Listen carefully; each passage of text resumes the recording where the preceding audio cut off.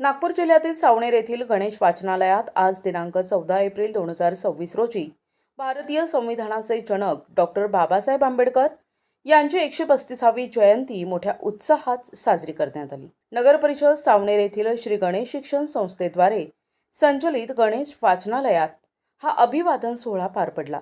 संस्थेचे अध्यक्ष ॲडव्होकेट चंद्रशेखर बरेठिया यांनी बाबासाहेबांच्या छायाचित्राला माल्यार्पण करून त्यांना वंदन केले।